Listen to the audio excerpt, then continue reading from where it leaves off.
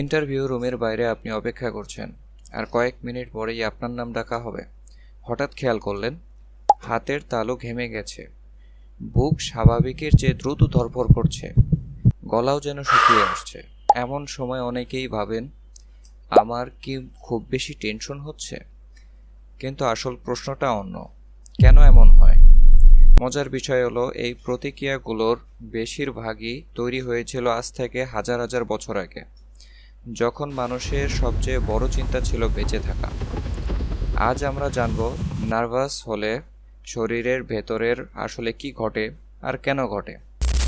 সবকিছু শুরু হয় মস্তিষ্ক থেকে।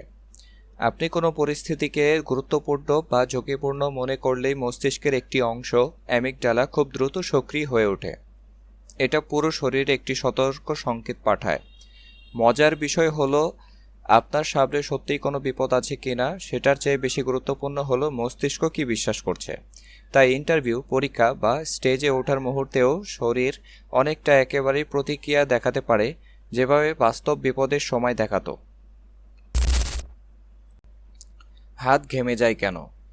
মস্তিষ্কের সংকেত পাওয়ার পর শরীর অ্যাড্রেনালিন ছেড়ে দেয়।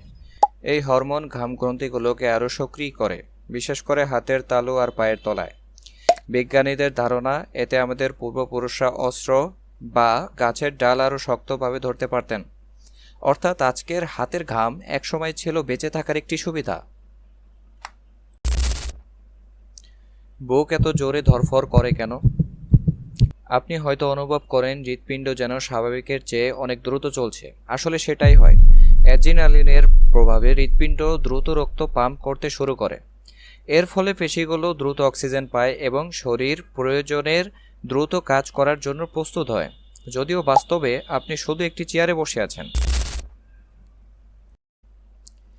গলা শুকিয়ে যায় কেন? চাপের সময় শরীর লালা তৈরি কমিয়ে দেয়, কারণ তখন শরীরের কাছে খাওয়া বা হজমের চেয়ে গুরুত্বপূর্ণ হলো দ্রুত প্রতিক্রিয়া দেখানো।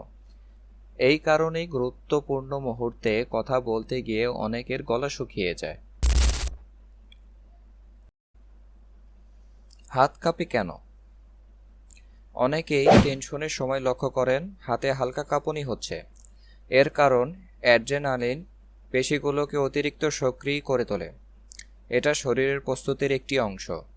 তবে কাঁপুনি হলেই যে সবাই নার্ভাস এমন নয়। ক্লান্তি, অতিরিক্ত ক্যাফেন বা অন্য কারণেও এমন হতে পারে। একটু থামুন। এখন পর্যন্ত শরীরে যেসব পরিবর্তনের কথা বললাম সেগুলো বেশিরভাগই বাইরে থেকে দেখা যায়, কিন্তু এখন যে পরিবর্তনগুলো দেখবেন সেগুলো অনেকটাই শরীরের ভেতরে ঘটে। শ্বাস দ্রুত হয়ে যায়। চাপের সময় শরীর বেশি অক্সিজেন চায়, তাই শ্বাস প্রশ্বাসের গতি বেড়ে যেতে পারে। অনেকেই বুঝতেই পারেন না তারা স্বাভাবিকের তুলনায় অনেক দ্রুত শ্বাস নিচ্ছেন। পেটে অদ্ভুত অনুভূতি হয় কেন?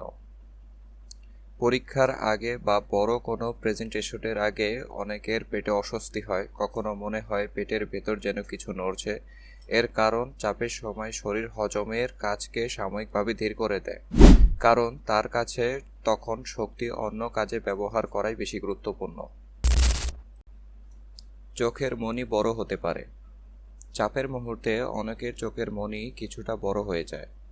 এর ফলে বেশি আলো চোখে প্রবেশ করে এবং চারপাশ আরও পরিষ্কারভাবে দেখা সহজ হয়।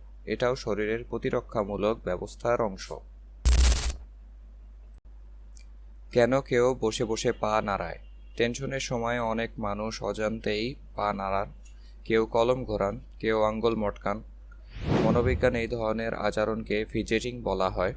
এগুলো চাপ বা অস্থিরতার সঙ্গে সম্পর্কিত হতে পারে।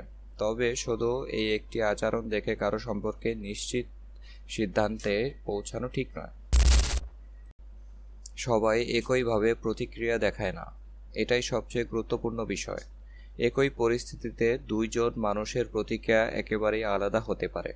কারো হাত ঘামবে, কারো গলা শুকিয়ে যাবে, আবার কেউ বাইরে থেকে একদম স্বাভাবিক দেখাবে, তবে তার শরীরের ভেতরেও একই ধরনের পরিবর্তন চলতে পারে।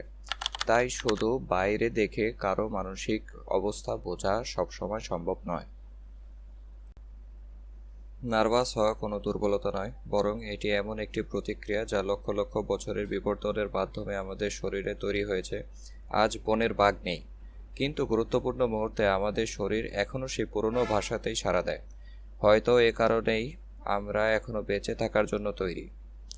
আপনার কাছে কোন তথ্যটি সবচেয়ে নতুন লেগেছে কমেন্টে জানাতে পারেন।